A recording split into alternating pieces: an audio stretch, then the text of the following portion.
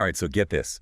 We're diving into one of the stickiest, most fascinating heists in history. Oh, yeah. Ready to unpack the Great Canadian Maple Syrup Heist. Absolutely. I think this story, it grabbed headlines everywhere, worldwide.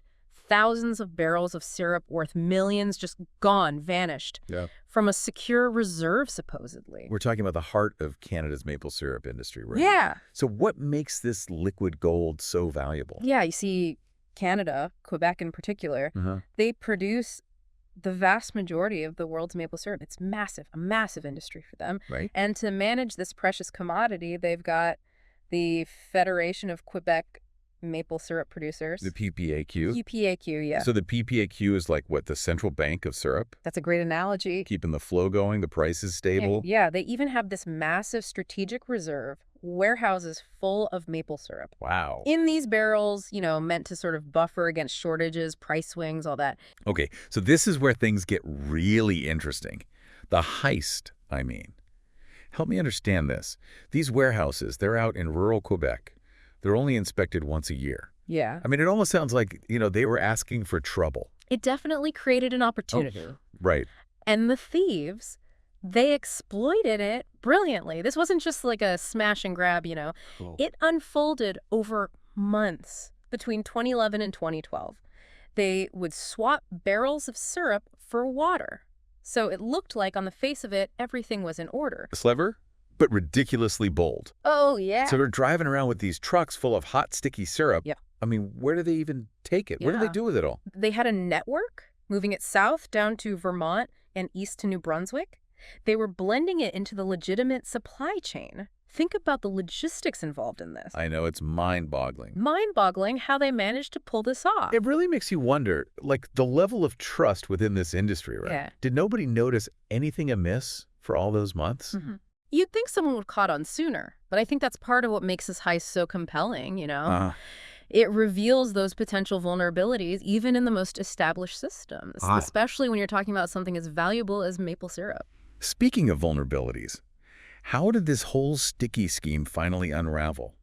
Was it a tip-off? Or did they just get sloppy? It was a simple slip-up, but one with dramatic consequences.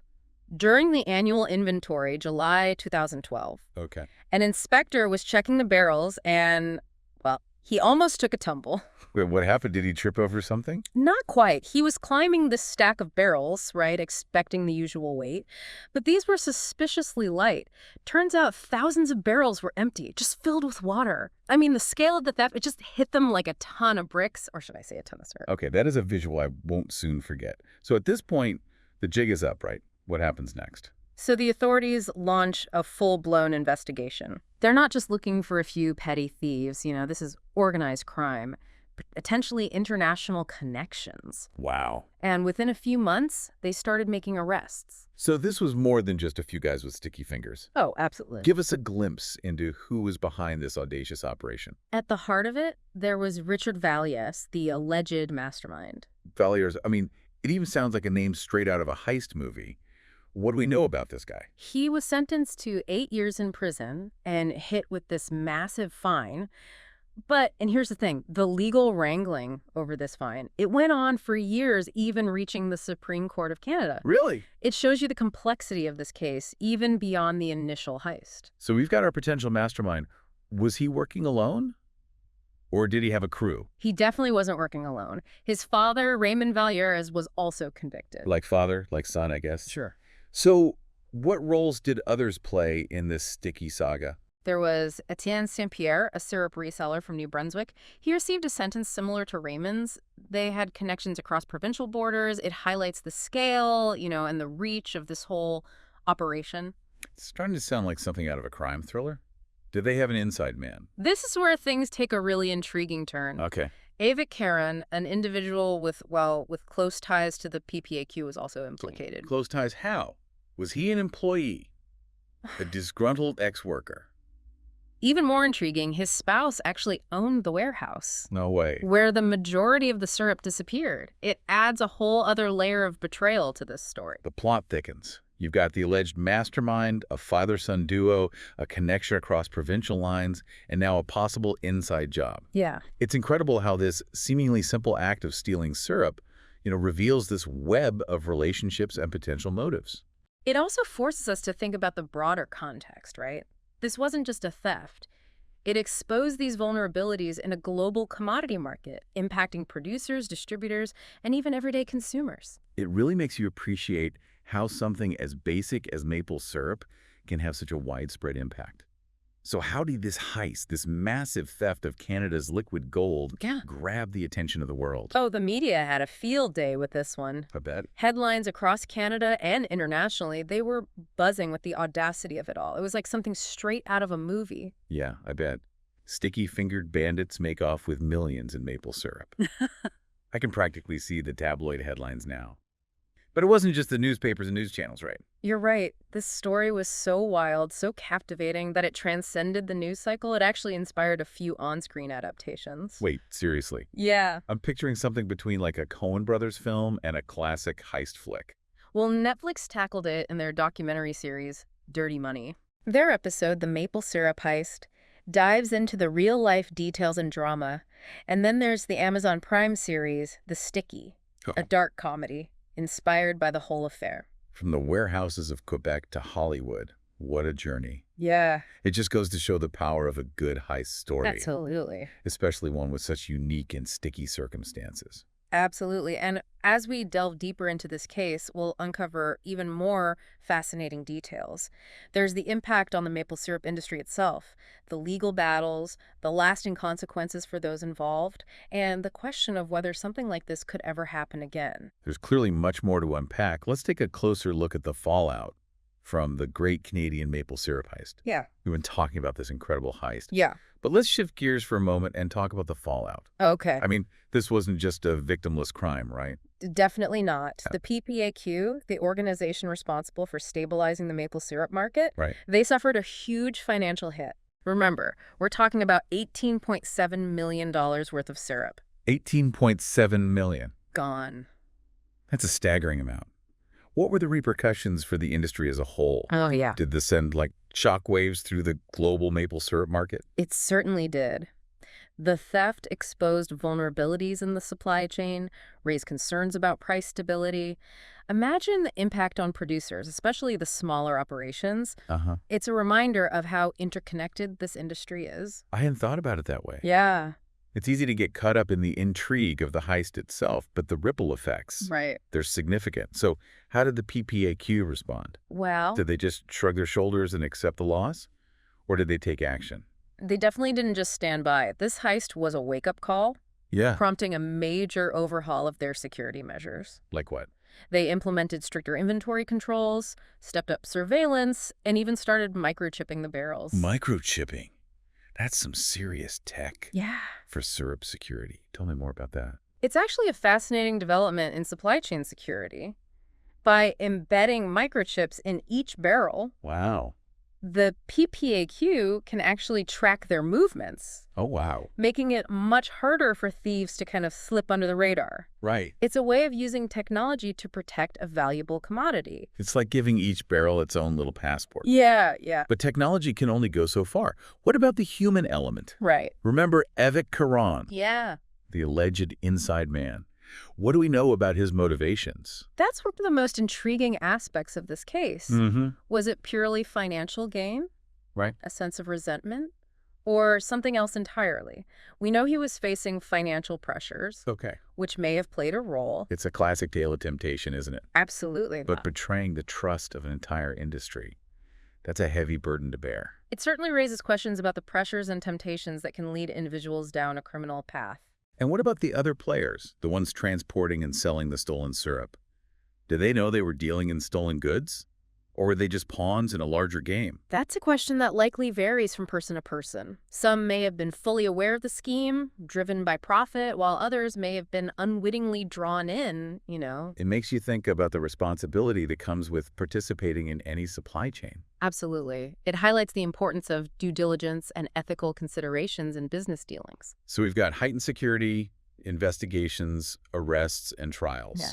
But beyond the immediate aftermath, How did this heist reshape the maple syrup industry? Are they still feeling the effects today? In some ways, yes. It's forced the industry to be more vigilant, to invest in new security measures, and to be more aware of those potential vulnerabilities. Right. It's also led to a greater appreciation for the value of this commodity and the need to protect it.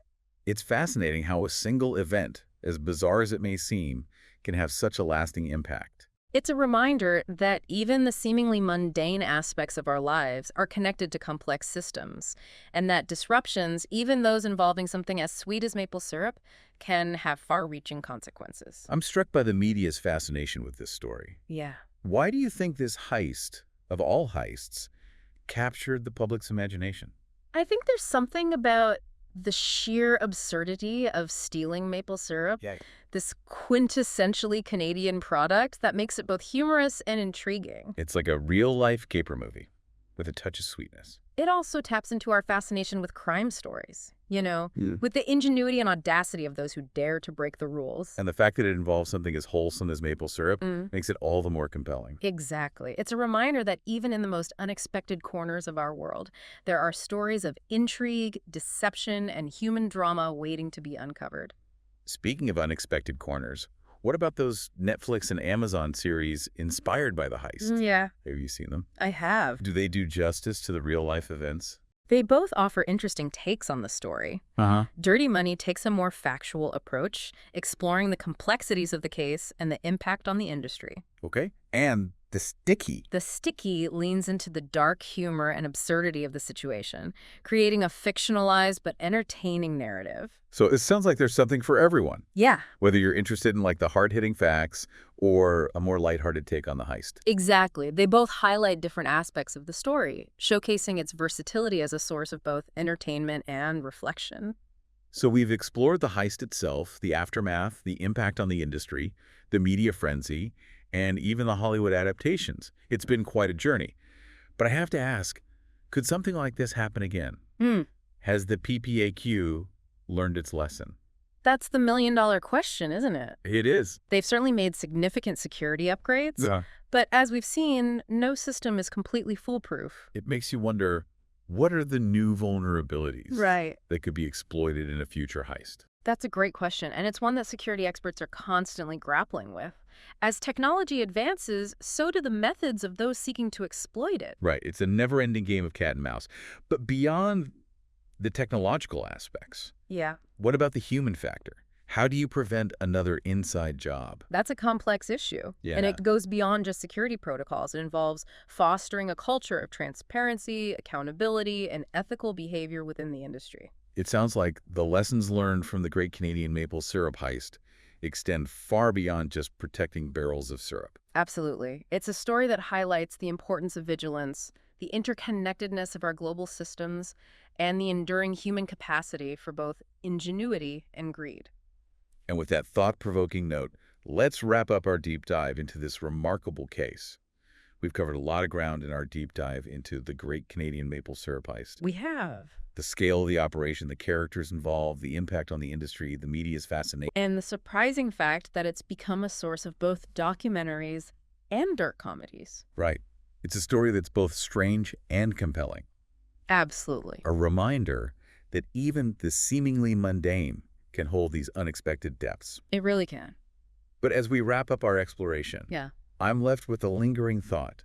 Oh, A kind of sweet mystery, you could say. okay. I like where this is going. We focused on the perpetrators, the investigators, the security measures. Right. But what about the syrup itself? Yeah. I mean, thousands of tons vanished, crossed borders, Right. and eventually ended up, well, somewhere. That's the question, isn't it? Did it just disappear into the black market, never to be seen again? It's possible. Or did it end up on, supermarket shelves, mixed in with the legitimate syrup? It's fascinating to think that somewhere out there, people might have unknowingly drizzled stolen syrup on their pancakes. Oh, wow. It adds a whole other layer to this story, a kind of hidden legacy. It really makes you wonder about the journey of that syrup, Yeah. the paths it took, the people it encountered along the way. It's like this sticky trail that leads us all the way to our own breakfast tables. Highlights the interconnectedness of our world. How something as simple as a bottle of syrup can have a complex and often hidden history. So as we conclude our deep dive, Yeah. I'm left with this sense of wonder Yeah. and a newfound appreciation for the complexities behind something, well, something I usually take for granted. And maybe a little bit of caution the next time you reach for the maple syrup. You got that right. Yeah. This has been a truly fascinating deep dive. Thanks for taking us through it. It's been my pleasure. A reminder that sometimes the sweetest things can have the most surprising stories. Absolutely. And with that thought, we'll wrap up this episode of the deep dive. Thanks for joining us, and until next time, stay curious.